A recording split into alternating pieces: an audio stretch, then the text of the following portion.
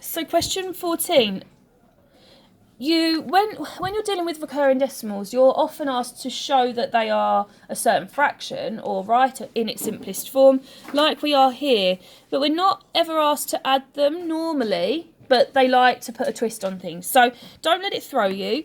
Take each recurring decimal at a time. So I'm just going to let x be 0.535353. I'm going to ignore the 0.2 recurring for now. Okay. So you probably will go to 10x first, maybe. So 5.353535, etc.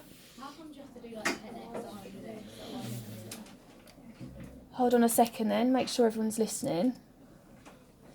The idea is to line up your decimal place columns. And to do that, to move the numbers effectively, times in by 10 or by 10 and again, which is times in by 100, allows that process to happen. Now, are they lined up yet? No, so that's when I might try 100. So 53.535353 does line up with the top row. So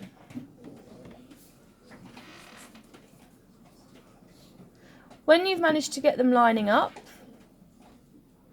we take the smallest away from the biggest. So we're going to be doing 100x, take away x, which is 90x. And we're going to be doing 53.53 recurring, take 0.53 recurring. And that makes 53. So my statement is now looking like that. Oh, 99, well spotted. Sorry. Well done.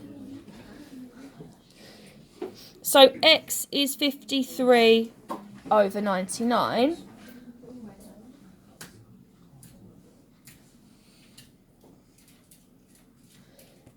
Now you would have picked up marks already for doing that. Repeat the process for 0.2. So actually what would be good practice is to call it a different letter. I don't think it would matter if you didn't, but because we know they're not the same, let's call it y. Let y equal 0.2 recurring.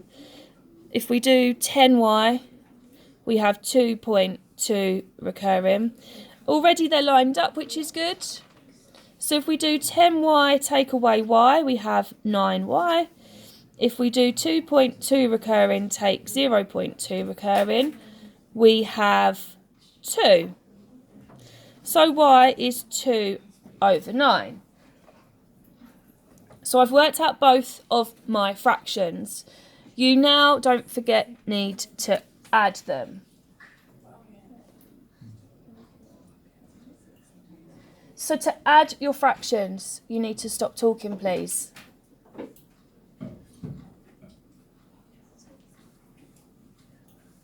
To add your fractions, you need to have the denominators the same. You cannot add them until that is the case. So we could make them both into 99 quite easily. If I leave the first one as it is, but if I change the second one to 99, I've times by 11. So whatever I do to the bottom, do the same to the top. And I get an answer of 75 over 99. Now, don't forget, it did want it in its simplest form. So if it simplifies, which this does, you need to make sure that you've carried that out. Divide top and bottom by 3. I've worked out that 3 goes into both. And that gives me the most simplified answer of 25 over 33.